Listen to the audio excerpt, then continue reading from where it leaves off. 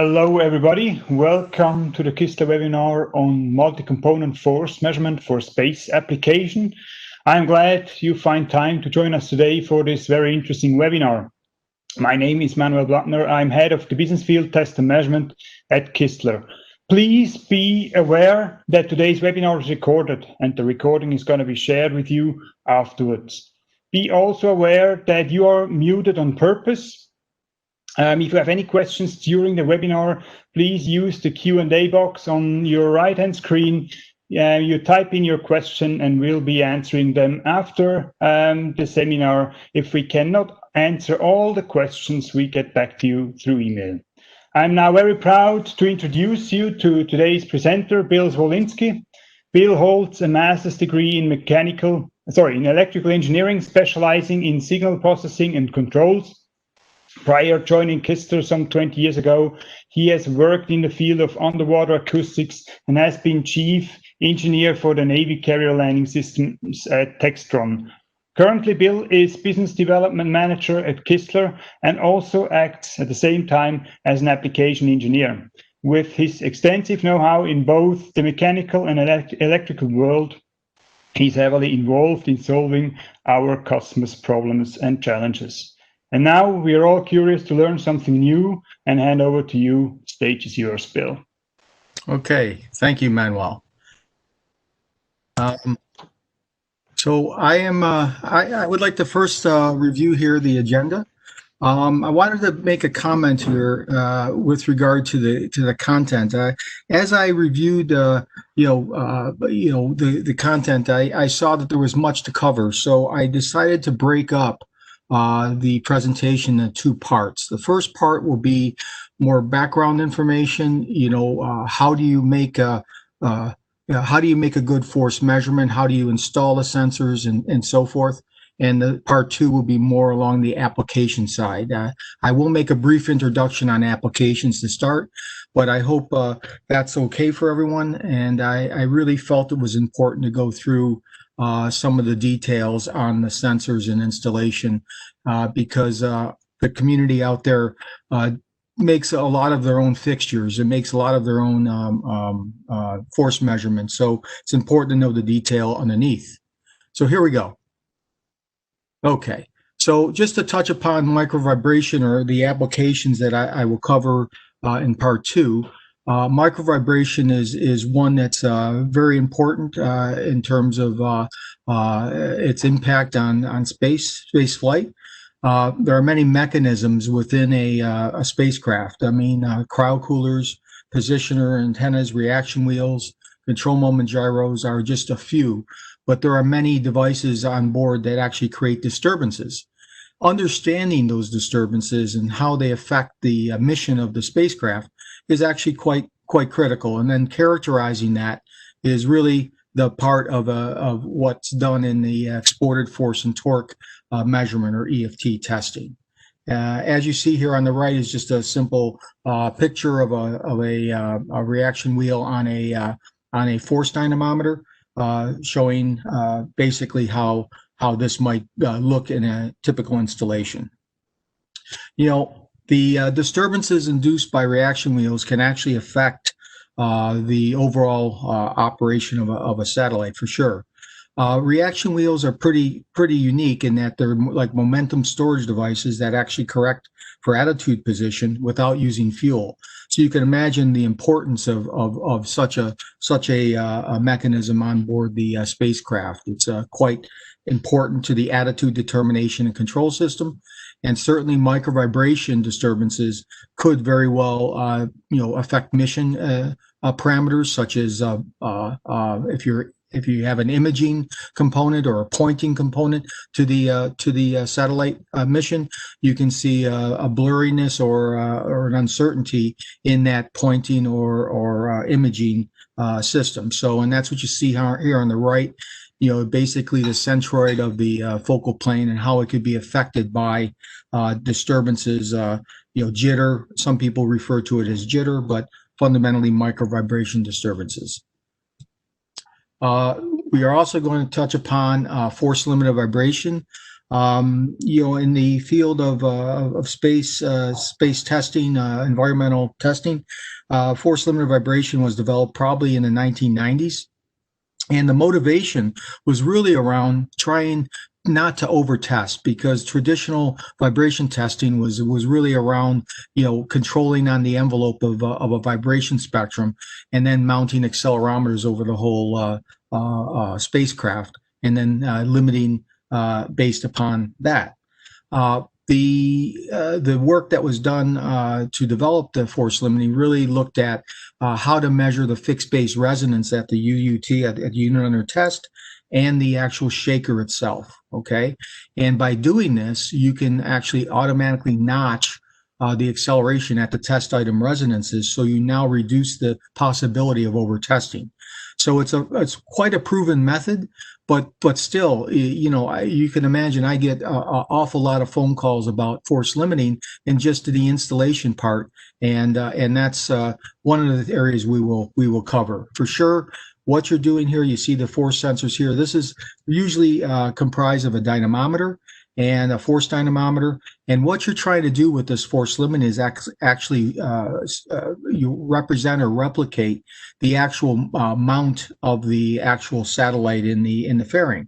That mount is typically a compliant mount. So a shaker itself is a very stiff and rigid structure, so it can impart a lot of force into your test article. So by doing the force limiting, you're able to basically simulate the actual mount of the satellite in operation. So that's the real goal. Obviously, there's got to be a control system around this, and there are several companies out there that provide control systems, and certainly outputting your force sensors into those control systems allow you to now provide the notching capability to implement your force limiting scheme. Also, propulsion systems have really developed over the last years. Okay, I mean, from chemical propulsion, which is I think a lot of people have a closer maybe understanding of because of the history. We've seen use of chemical propulsion for years and years, and now electrical space propulsion is becoming more and more used. Okay, so there's electrostatic, electromagnetic, and electrothermal. What we're going to do when we go into these topics of propulsion is really try to look at different propulsion systems and how to measure thrust, and certainly how to measure thrust misalignment as well, which is a far more complicated topic than just measuring thrust and say the resulted moments. And just an example of what that might look like is you see here basically a rocket thruster being tested on a platform made of four force links comprising of a dynamometer. So this force system would be used to measure the forces and moments as basically the valves of this rocket would switch to be able to change the thrust direction, as you see in the picture to the right. Obviously, there's a lot of application considerations which we're going to tackle, and certainly vacuum operation, noise and resolution, rangeability, calibration, and so forth are all critical to making these measurements, and obviously thermal isolation as well. So we'll be also going a little deeper on that. So now going in more into the fundamentals, I wanted to really show here what a total measuring chain might look like. You see here a sensor could be a force sensor, could be multiple force sensors, cabling, signal conditioning, could be an amplifier, could be a device which filters the signals in an analog world.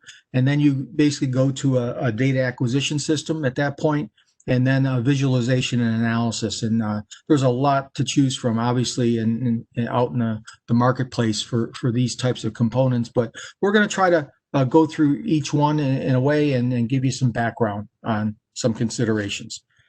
For sure, with piezoelectric instrumentation, we're going to be talking more on this lecture on the force side. So Piezoelectric force sensors are comprised typically of a quartz material, and those are conditioned and processed in a way that we can optimize the measurement in compressive or tensile direction, and also the shear direction, which is actually quite critical to measuring the exported force and torque and forces and moments in general. As far as the terminology, PE or piezoelectric and IEPE is integrated electronics piezoelectric. Basically, these are the two varieties you see out there in the marketplace. Piezoelectric is really one that we'll probably focus more on today because basically the sensor does not contain any electronics, and you basically use an external amplifier to do a lot of the work in terms of the ranging, filtering, whatever. And then you obviously have an A to D system afterward to digitize the data. Some of the advantages to this to the piezoelectric approach is a quasi-static capability, which is actually quite useful when you're doing preloading and installation of force sensors, for example. The rangeability of a charge amp is also rather critical too, because you can range a 10 kilonewton sensor to measure less than 1 Newton full scale and lose no resolution. It's pretty amazing technology. So we'll be going through an example on that. Also, IEPE is basically a sensor with electronics in it. And basically with that, you have to power it with a constant current supply. Nowadays, data acquisition systems have these constant current supplies integrated in. So it makes for an integrated solution. There's always pros and cons to every method. So, the issue with IEPE is that you have no rangeability capability, and you have no way to really measure quasi-statically or to do anything really low frequency. It's purely a dynamic measurement tool. Obviously, IEPE also supports TEDS, or transducer electronic data sheet, and that's often used to read in sensor parameters into your software automatically and be able to make your analysis more readily easier than putting in the values by hand. In terms of a piezoelectric sensor, the way to think about the frequency response of these devices is think about it as a lightly damped second order system on the high end and a single pole high pass filter on the low end.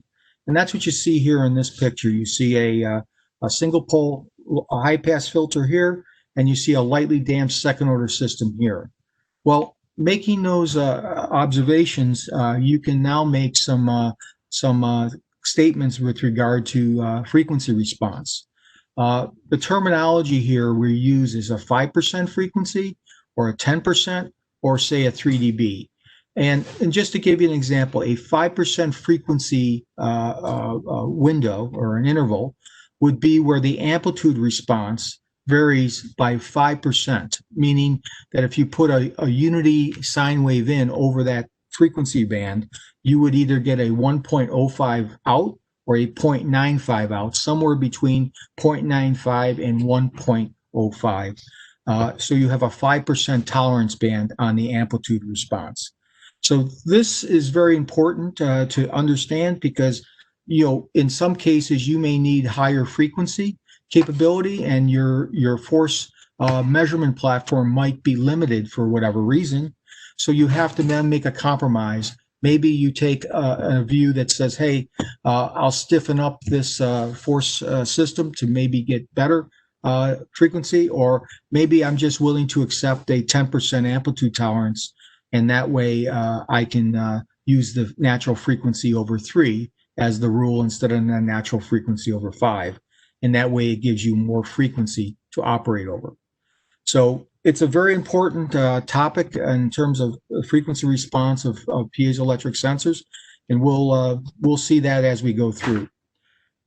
One of the areas I found is, talking to a lot of users, is the low frequency is always one of these areas that people have a lot of questions.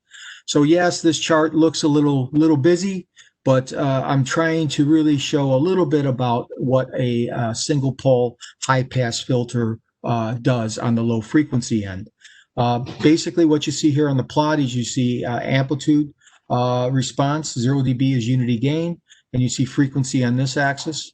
There's basically a 20 dB per decade slope or 6 dB per octave slope on the low end. There's some, because you understand it's a first order high pass, you can now make calculations as to what the 5%, 10%, and 3 dB frequencies are as a function of what's called time constant. And the time constant is basically, if you're familiar with Laplace domain expressions, it's basically the parameter that goes at tau s over tau s plus 1 would be the time constant of your high pass filter. What happens is that low frequency is often one of these questions we get asked, and it often relies upon how you set up your amplifier. So, for example, the amplifier has input charge range, and the unit of charge is called a picocoulomb. So, force sensors will have so many picocoulombs, for example, per Newton. And so, by knowing what your force range is, you know how many picocoulombs. And then you can now make a judgment as to what your time constant is on that solution. So by knowing the time constant and by putting those time constants into these expressions here, you can now calculate what the low frequency response is of that high pass filter. And oftentimes I get asked, hey, Bill, I would like say a 1 hertz, low end frequency. So you can see here, 1 hertz might be that you have to, range it up in terms of 217 to 4,000 picocoulombs and so forth. So there's ways you have to look at setting up the amplifier in order to achieve the low frequency requirements that you would like. So it's often one of these topics that your local application engineer is very suited to answer. But it's a very important topic because low frequency is as important as the high frequency performance. So, and on the high frequency side too, and the term quasi-static and dynamic measurement often refers to what you can do with your amplifier in terms of what signals you can measure. With a dynamic charge amplifier, typically your time constants are rather short.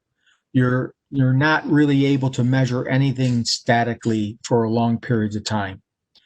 Whereas in quasi-static amplifiers, you're not only able to measure the dynamic signals, but also the slowly varying or static signals as well. Now, the trade-off is that for quasi-static operation, charge amps will generate a drift over time. And a lot of times in some applications, the drift is quite negligible to what's being measured, or perhaps the measurement time is quite short. So it's one thing to be aware of in piezoelectrics when you're in quasi-static mode, that there is a drift component. And I'll go into that a little bit more here. So basically what you see here in quasi-static measurements, and again, what we have is your measurements either going to be drift limited or time constant limited. So if you have too short of a time constant and you're measuring quasi-statically, what happens is that your signal will decay exponentially to zero quickly. So what you try to do is if you're measuring with a too short a time constant, you will see something like this picture here, where you have a static force coming in and you have an exponential decay to zero. So what you would need to do there now is to increase the time constant for that measurement. And by using a long time constant, you can see that you can measure the input force very accurately, okay, over that same profile. So the way you assess drift it's a function of time, and it's a function of sensitivity of the sensor. So in general, the for compressive and tensile loads, you might have a 4 picocoulomb per Newton sensitivity. So that relates to about a half a Newton per minute drift. It's quite low if you're doing things like preloading sensors or propulsion testing. A lot of times this is negligible.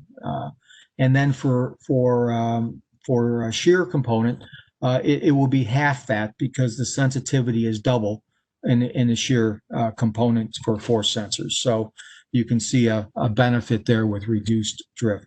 So the way you reduce drift is really to use higher sensitivity sensors. There are some certainly out there, or just recognize that maybe the time interval has to be adjusted if you need to make extremely long measurements, or perhaps it's an alternate technology. If you need to make measurements for days and weeks, it's certainly a different technology than piezoelectric, which we'll touch upon in the next session.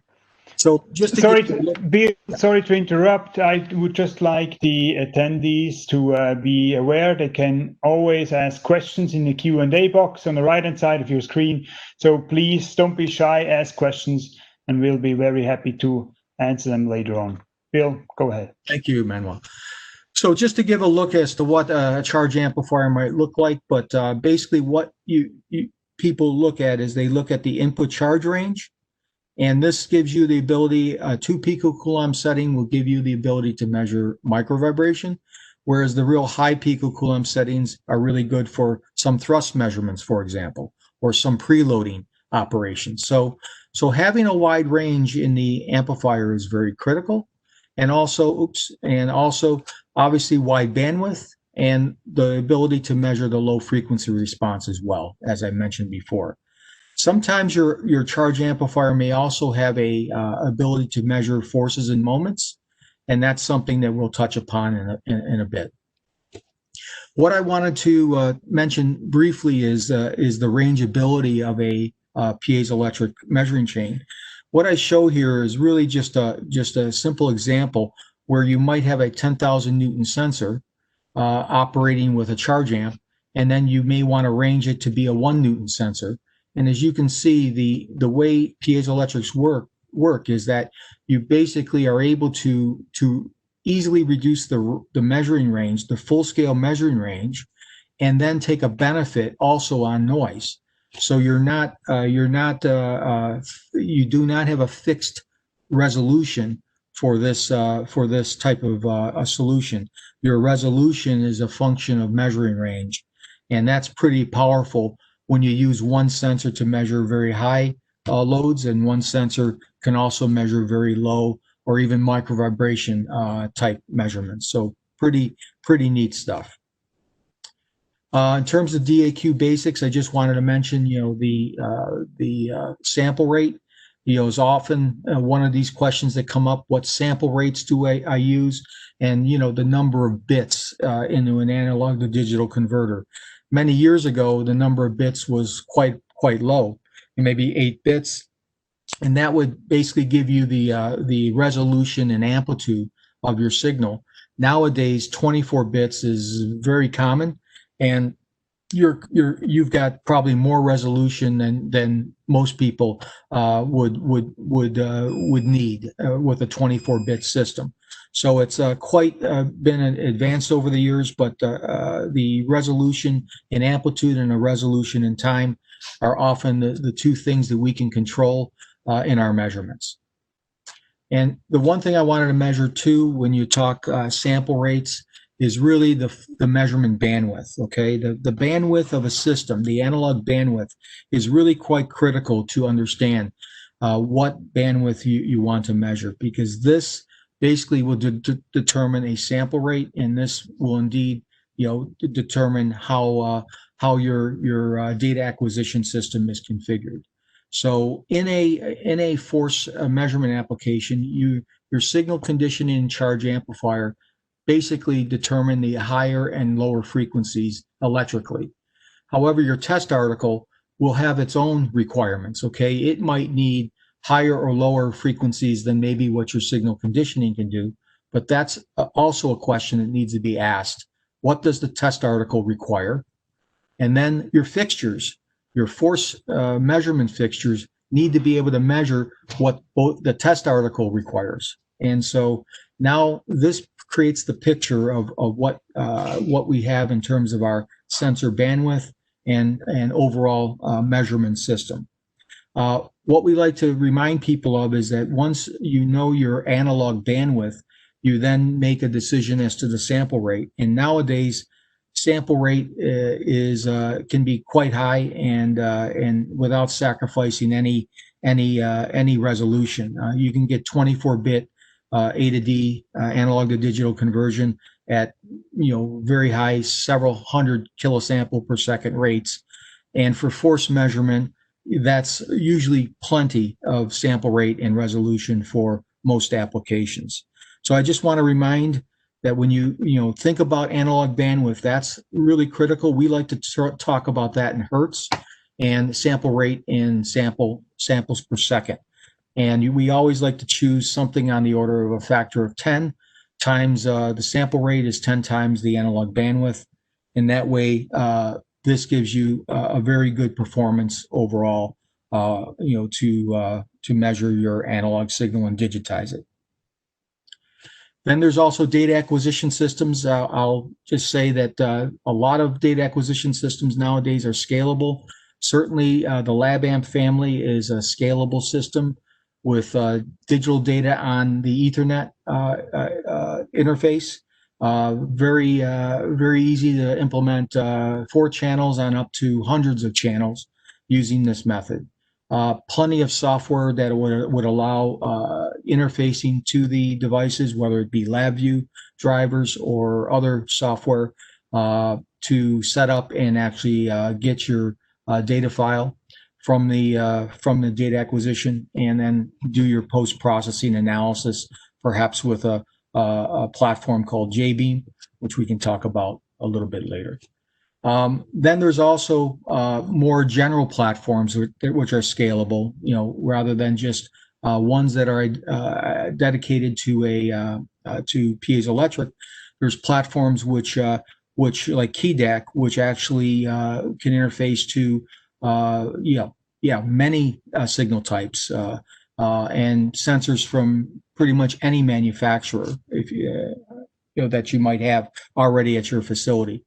So basically, this system is also Ethernet based, where you now have each measurand that you see on the left are basically on individual modules, or they might be combined on modules that plug in to these chassis.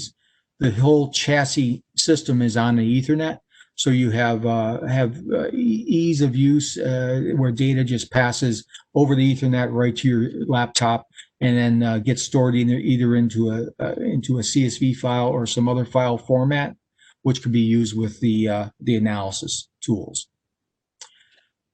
Speaking of analysis tools, tools like KeyStudio Lab and then JBeam also provide the ability for visualization and analysis of this data. So what's really keen about JBeam, for example, it's a very interactive platform, visual, that you can easily take the data and then make plots and analysis on your screen, and then actually get integrated reporting of this analysis. So it's a real streamlined analysis and visualization package.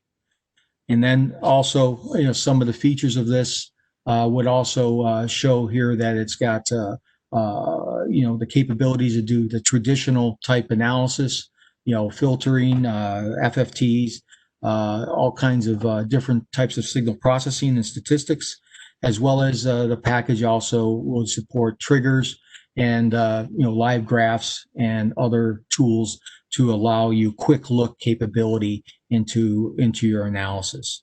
Obviously, it also supports many different languages, in terms of English, German, and Chinese. So that's also quite an advantage. So now let's move into force measurement and just give a little bit of an idea of some of the considerations. Okay, one of the things I like to say is that with piezoelectric force, you're not trading off usually on sensitivity when you vary range. In some technologies, you trade off on sensitivity.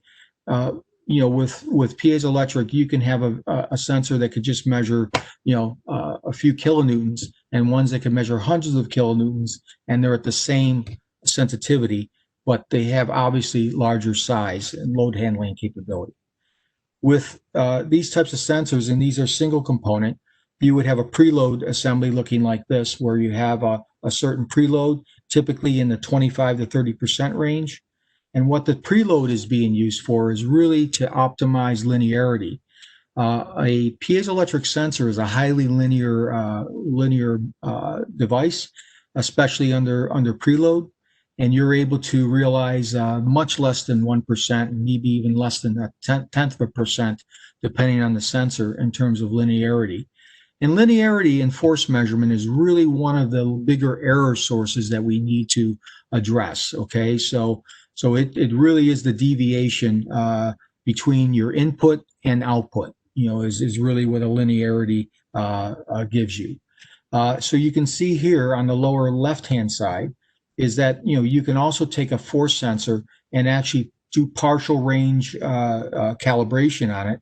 So instead of using a full scale range of 450 kilonewtons, say at a half a percent full scale linearity, you can actually do it at say 10% intervals, and you can see that the linearity actually improves as you get smaller ranges.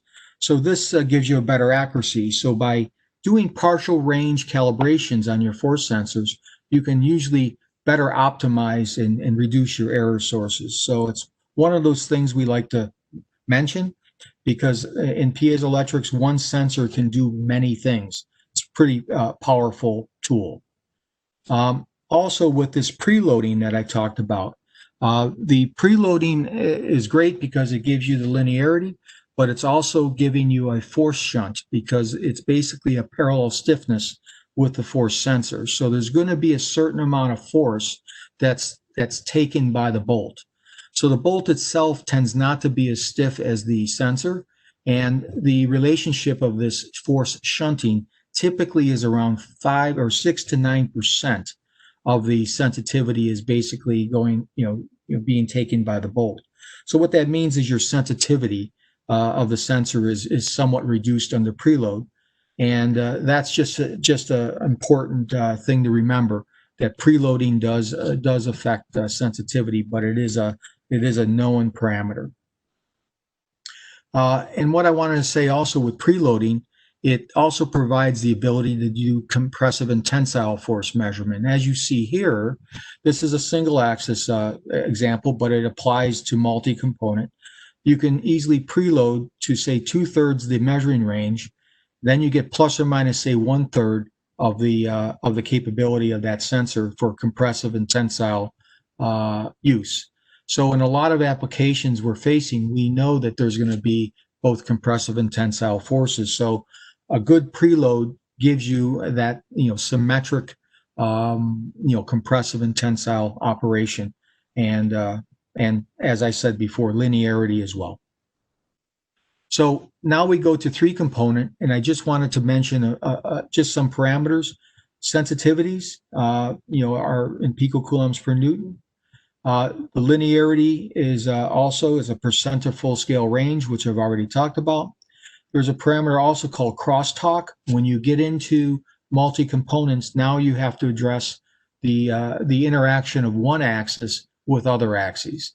So that would be crosstalk, and you see here that parameter, and I have an example later. Then you see also the stiffnesses, the axial and lateral stiffnesses, the rotational and bending stiffnesses are often very critical to FEA models. And when making a fixture, a lot of times these parameters are critical to understanding the capability of a fixture that's being used to measure force. So those are extremely important, and these are force sensors.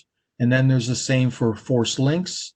Force links are actually preloaded devices at the factory that come with a known sensitivity, and the installation is much simpler.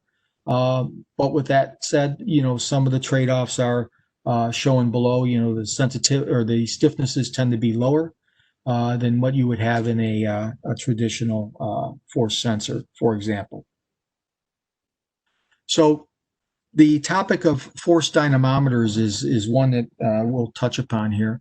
And basically, a force dynamometer, force sensors like to operate with a axial load. Well, in a lot of applications, you don't necessarily have an axial load.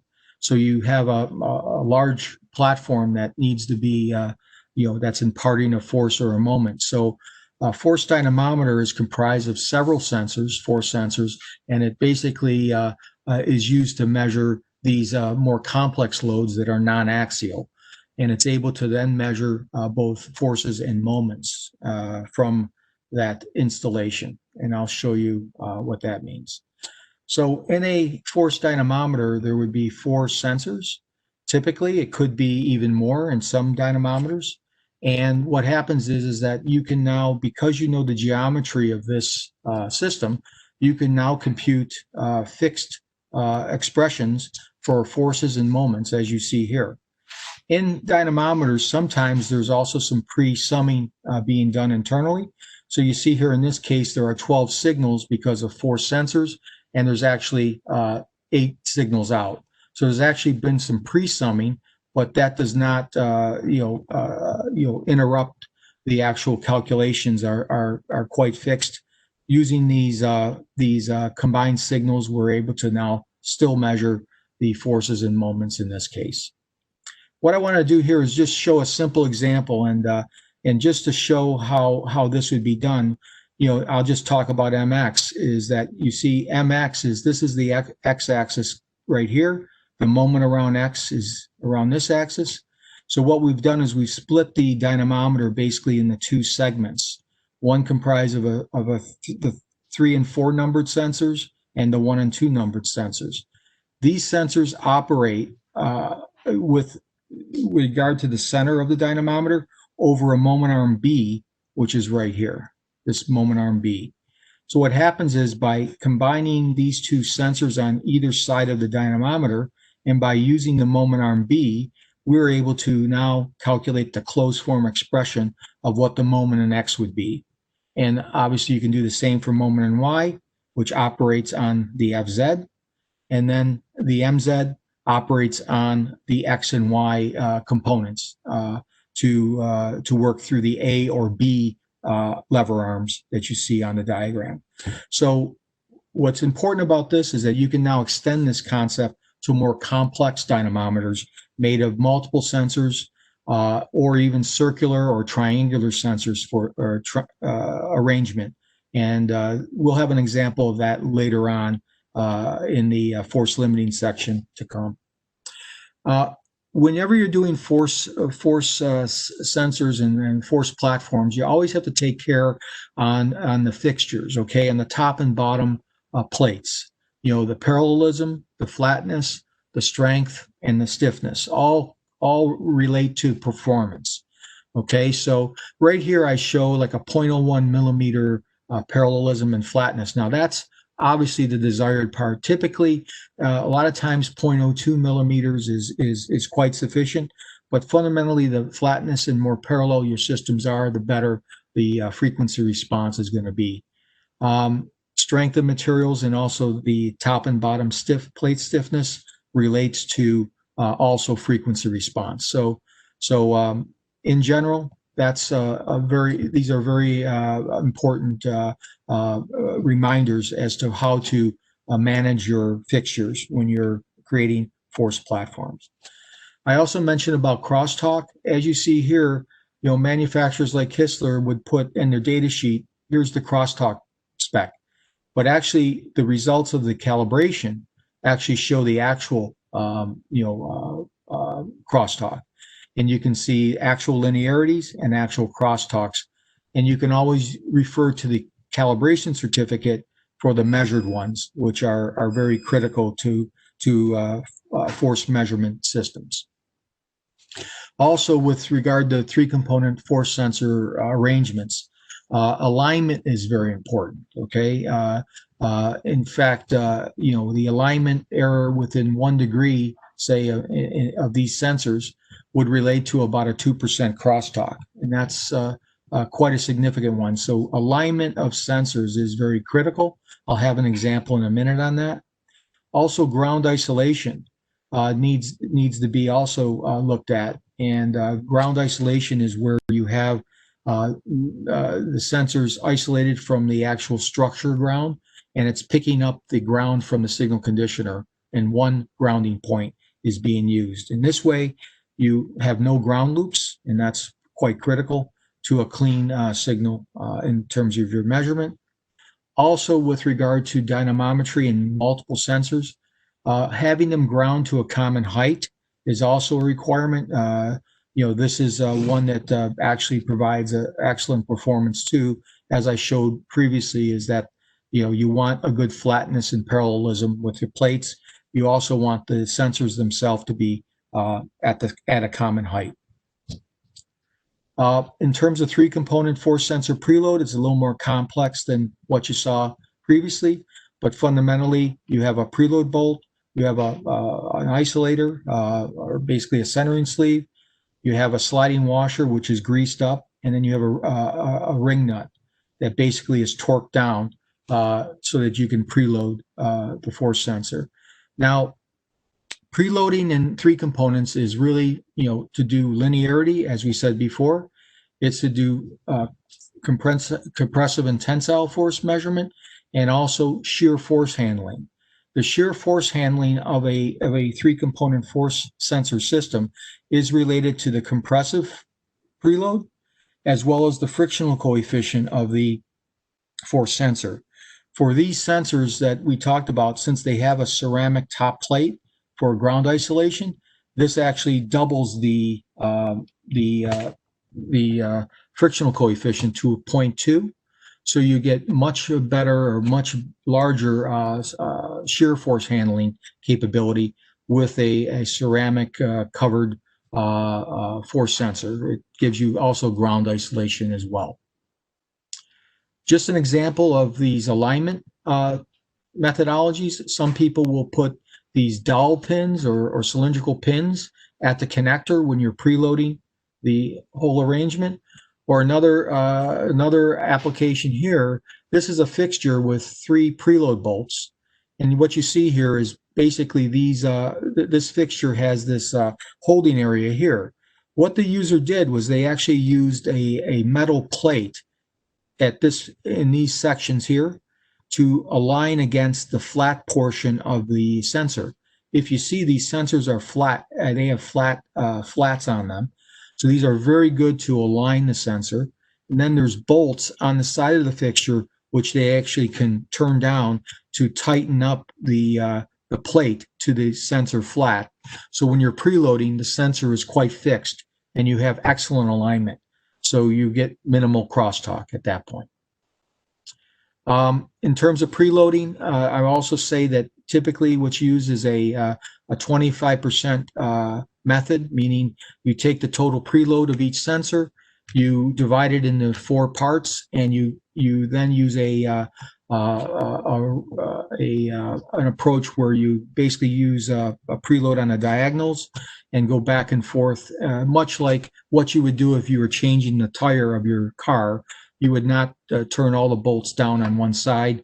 You would go on either end of that tire to turn it down. So, and then you just repeat this method using a quasi-static charge amp, and you're able now to deliver the preload as required for the measurement. Then I also wanted to discuss briefly here, and we have a few minutes here, and we'll wrap up. The dynamometer can be thought of as a spring mass system. Well, as a spring mass system, there's a classical expression is the natural frequency is 1/2 pi times the square root of k over m. Well, when you have more mass, or when you have added mass on the force sensors, you have to now account for that in the expression. So what you see here is basically a reduction of natural frequency with added mass. And that's, I think, well understood, but it's also something to remember that when you're adding fixtures and you're adding test articles, that the natural frequency is going to reduce from what is on the data sheet. Then I also wanted to talk briefly on the mounting. The general rule is, the more mounting points, the better.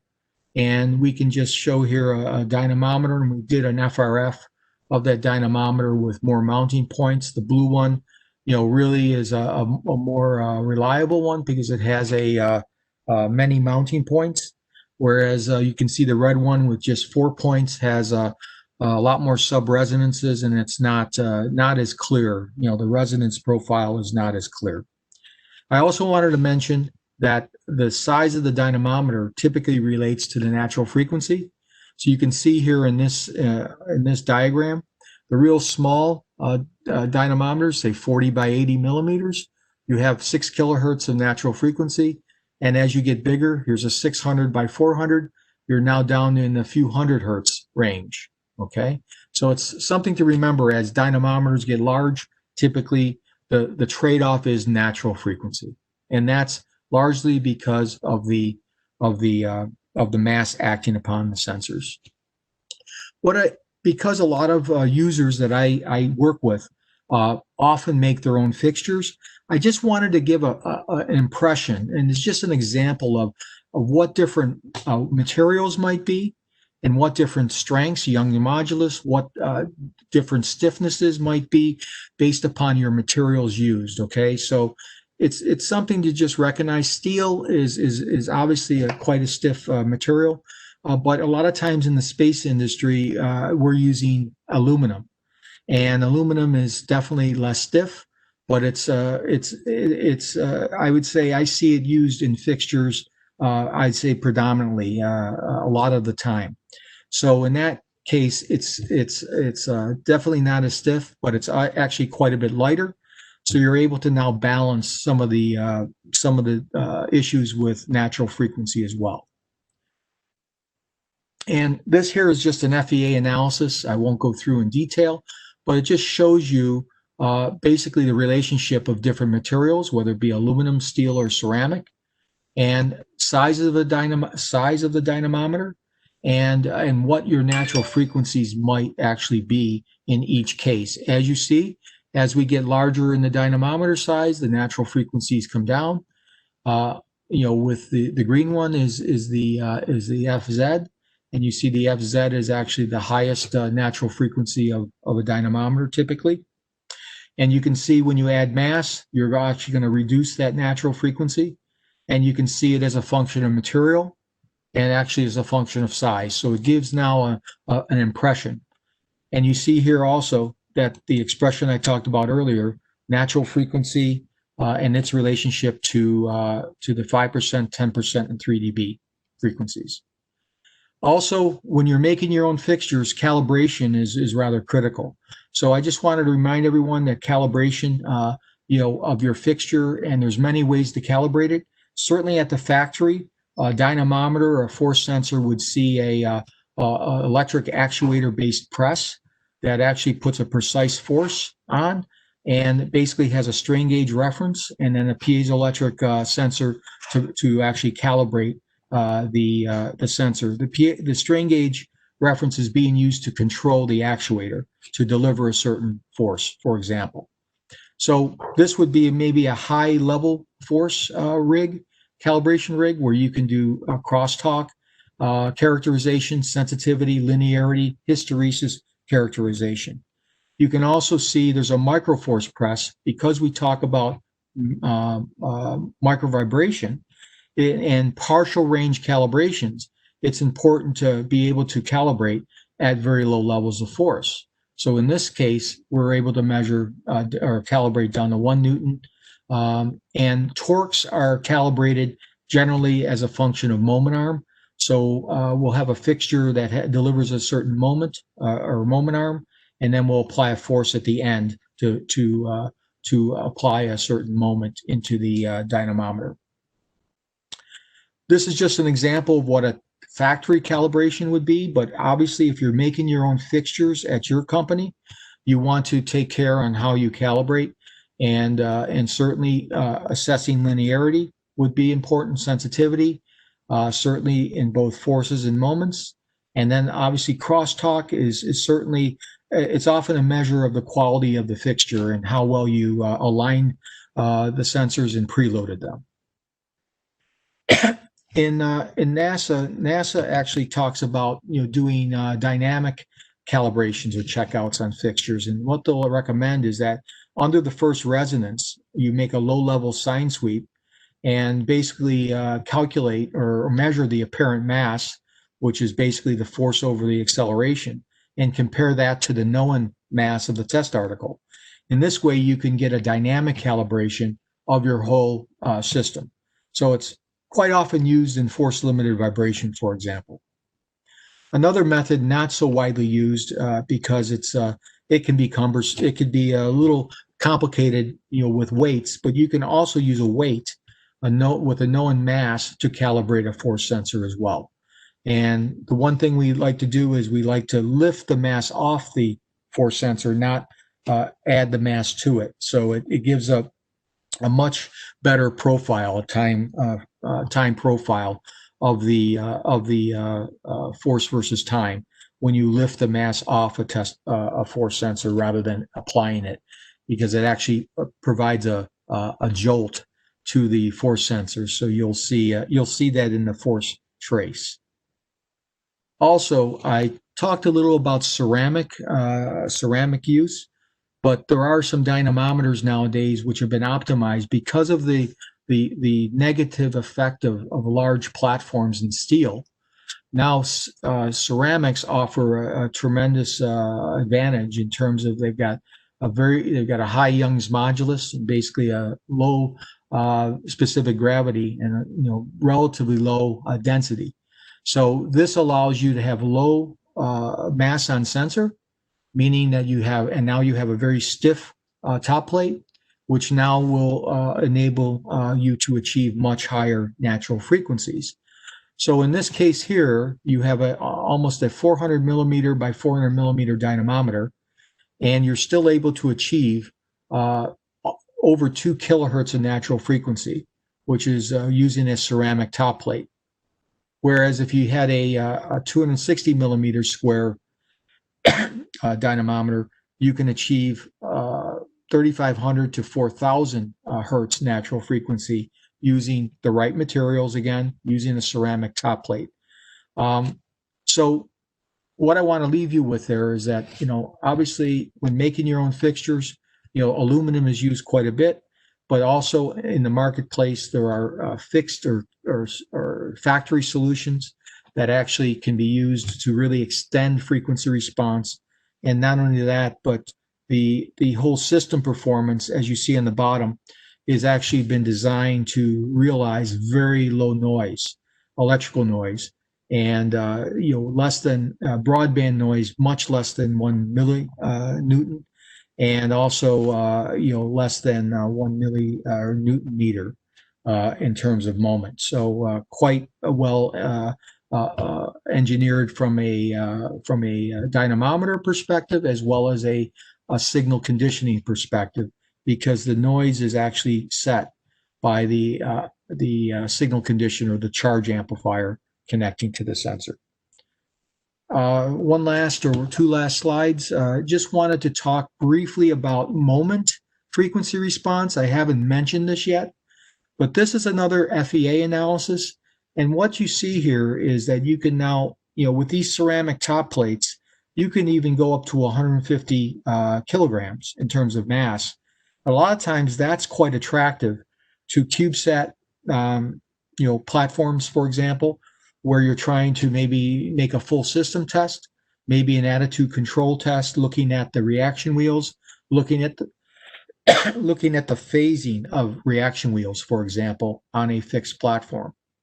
What you see here is actually the moment natural frequencies are actually quite higher than the X, Y, and Z natural frequencies. So it's actually quite a stiff design with the ceramic, and you're able to achieve high natural frequencies in both moment and force, even with mass acting upon the sensors on up to 150 kilograms.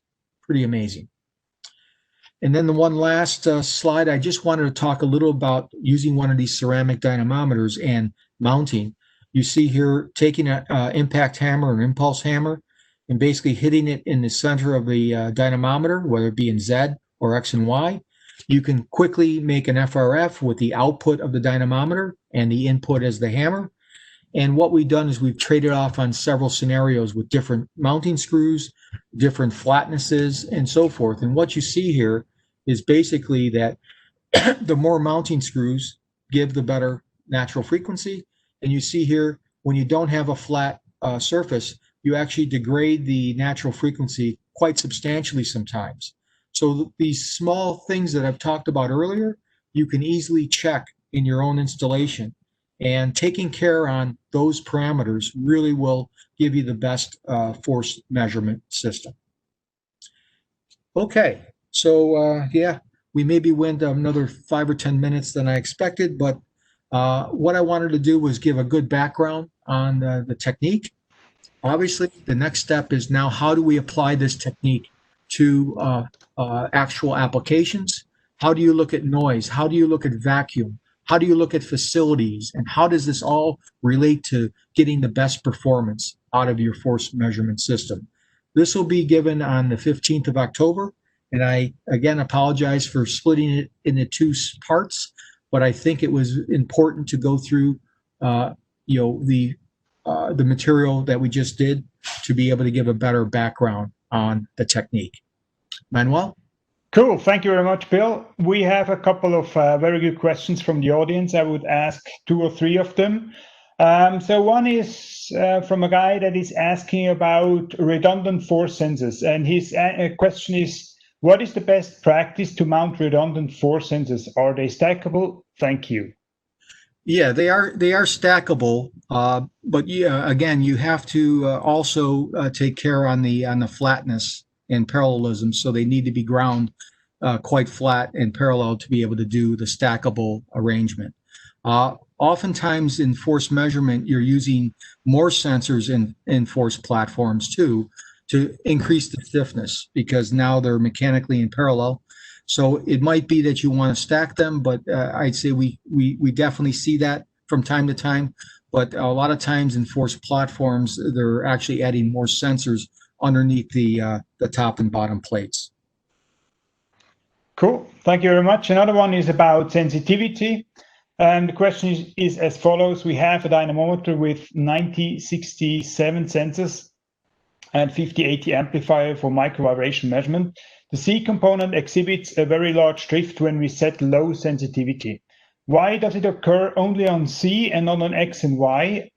All channels have the same sensitivity. Oh, okay. Yeah, the Z-axis should probably have half the sensitivity, I would think. Right. So usually the Z-axis has half the sensitivity as the shear axis. So drift is more noticeable, and the reason why is because drift is basically 0.03 picocoulombs per second, which means that's the spec of the amplifier, divided by the sensitivity. Okay, so if you make that calculation, you'll see that the drift is actually higher in the Z than it is in the X and Y because the Z is a half the sensitivity of X and Y. Mm-hmm. And there is one other point. I mean, the C axis is much more exposed to thermal changes than the shear axis. Correct. Yes. Good. And then there is maybe one last question. It's about partial range calibration. There were a couple of questions with regard to that. So one specific is, how would a partial range calibration look like in practice? And maybe another question, why do we need to have partial calibration? It's a really good question. Okay. The main reason is that you might have a sensor, and the one question talked about a 9067. I mean, this is a fairly high range force sensor, and you might use it for force limited vibration, for example, where you're at the limit, say, of that force sensor, but you can use that same sensor for micro vibration. So having the sensitivities at those force ranges that you will use the sensor gives you the best linearity profile. And as we talked about before, the linearity is an error source to your measurement. So you can certainly use one sensitivity and at the maximum range, but you're not taking the best approach or best practice. Whereas going for the partial range for different force ranges that you think you might be measuring over, you're now able to now both understand the sensitivity and the linearity at those forces. So I think that answers the question, right? Good. Yeah, I would say so. Yeah. So time is up, unfortunately. I know there are a lot of more questions coming from the audience. We are going to be in touch with you through email and come back to you with answers. I hope that's gonna be sufficient for you. Otherwise, we have many specialists in the countries, and they are also willing and able to answer. So with that, I would once again would like to remind you about the second session on October 15th with very specific application topics that we are going to cover about force-limited vibration, micro-vibration, and so on. Bill already pointed it out. And I would like you guys, or would like to thank you guys for joining. I hope you have learned something today. There will be more webinars in the future about topics like that. And we're going to be in touch with you whenever we have such webinars coming up. So I'm closing the session now, and I wish everybody a great rest of the day. Thank you and goodbye. Manuel?